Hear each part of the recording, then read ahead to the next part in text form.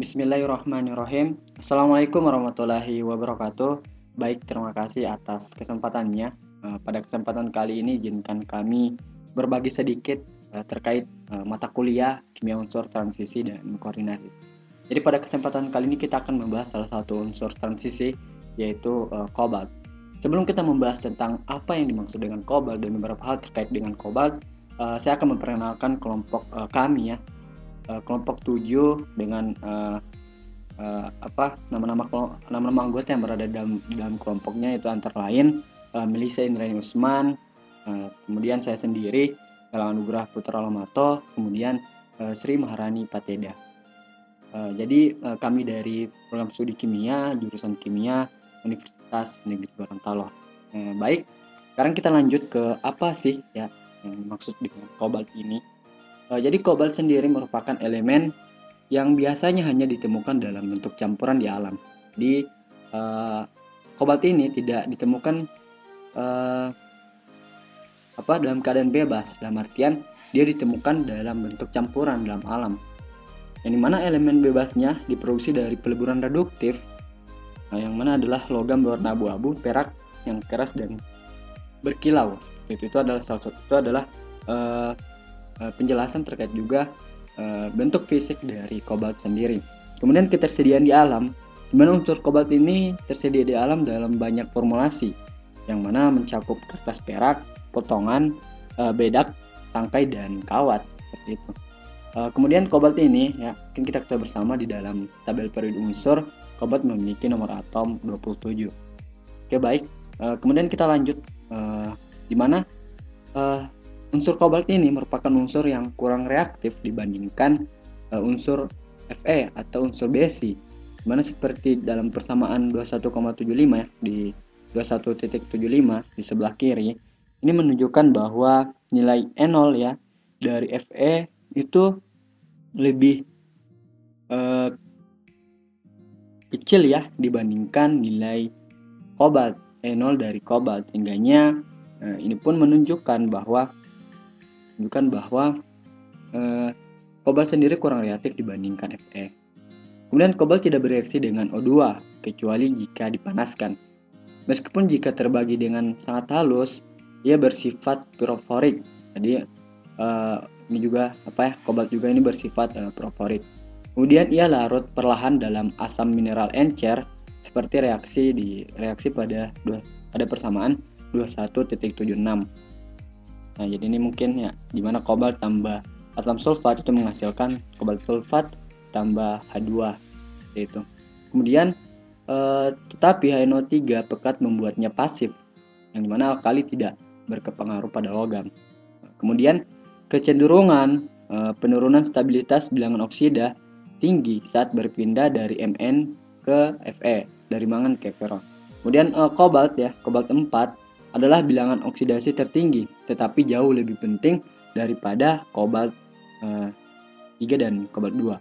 Kemudian kobalt 1 dan bilangan oksidasi yang lebih rendah distabilkan dalam spesies organologam oleh ligan Pi akseptor, mana di antara kompleks kobalt 1 yang hanya mengandung ligan fosfana tetahedral, dia hanya kobalt 1 yang mengandung ligan hedral itu, mana kobalt dalam kurung Fe-Me3 4 plus ya, seperti itu.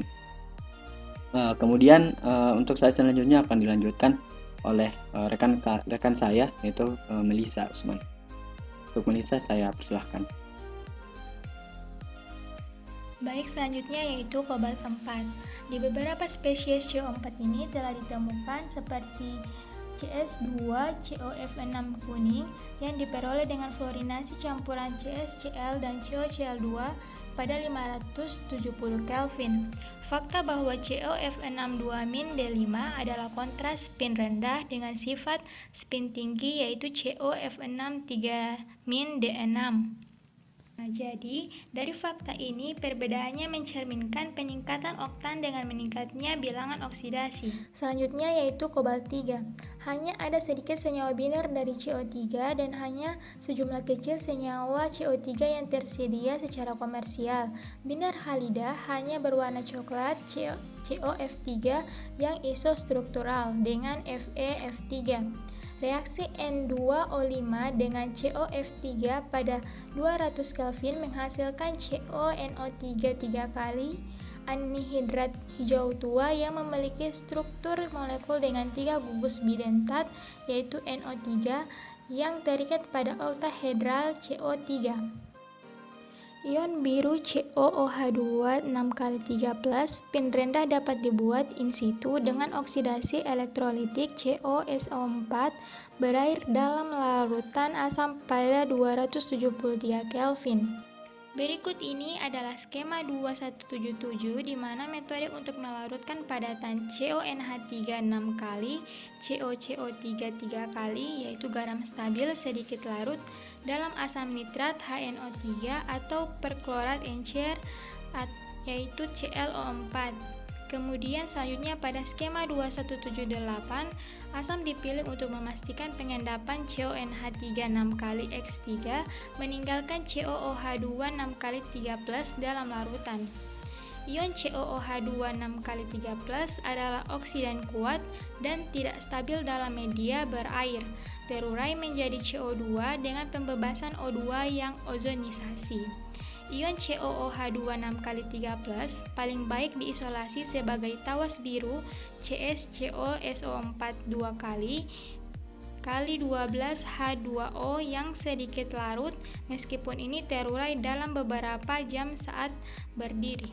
Selanjutnya yaitu formasi senyawa kompleks misalnya BPY atau bipiridin, kemudian NH3 yaitu amonia, yang selanjutnya RNH2 amina atau CN yaitu sianida sangat menstabilkan CO3. Dari formasi tersebut dapat diilustrasikan seperti persamaan 2180 sampai 2183. Bisa dilihat pada reaksi berikut ini.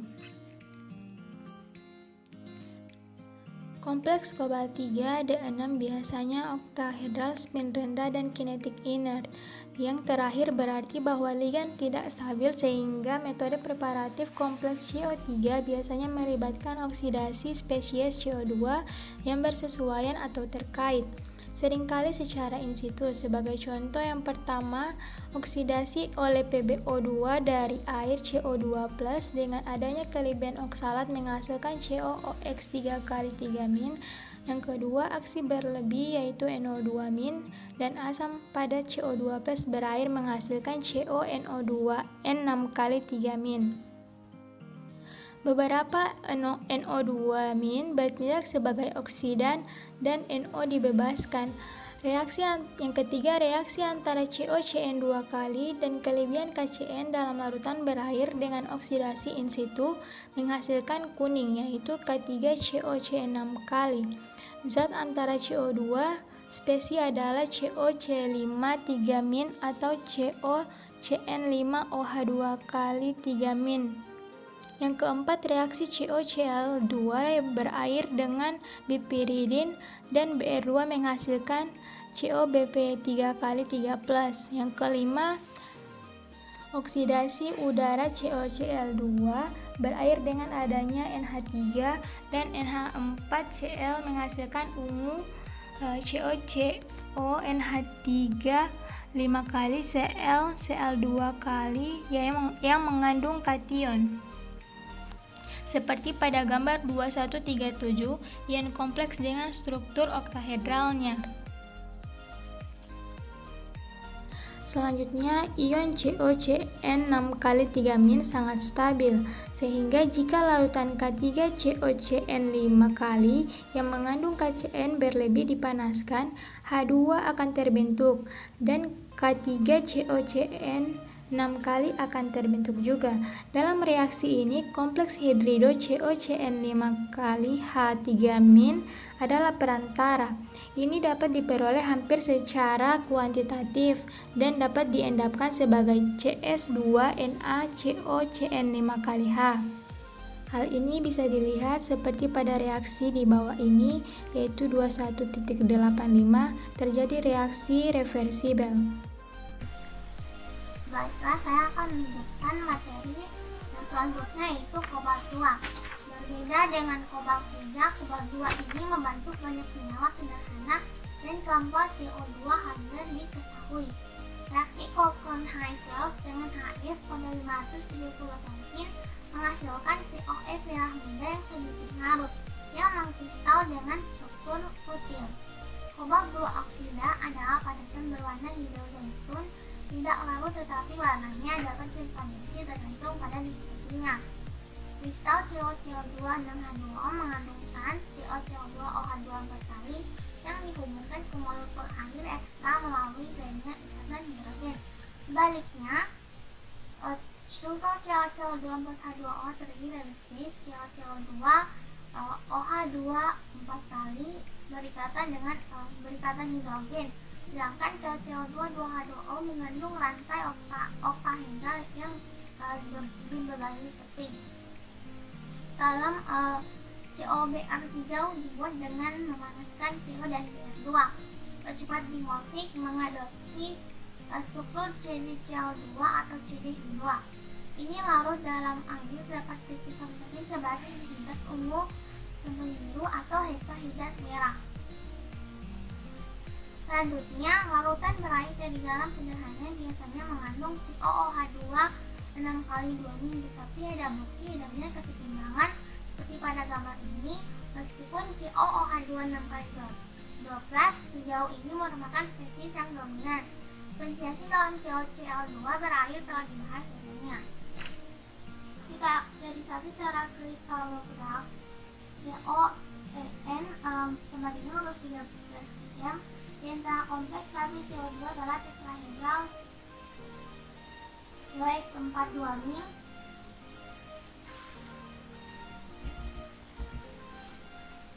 di mana N adalah Cl, Br, dan I.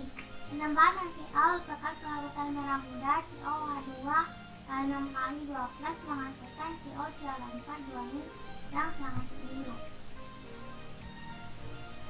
Selanjutnya, untuk kompleks COCl2 P2 kali ada dalam dua modifikasi. Satu adalah mengambil pada seperti gambar ini yang mengandung pusat tetrahedral CO2, sedangkan yang lain mengandung oktahedral dalam primer seperti ini.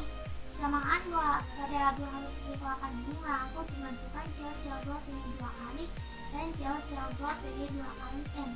Versi interkon tetrahedral dan oktahedral serupa terlihat di beberapa kompleks N2 tipe L2NH2 di mana X ini memiliki kecenderungan untuk memajukan dua batang.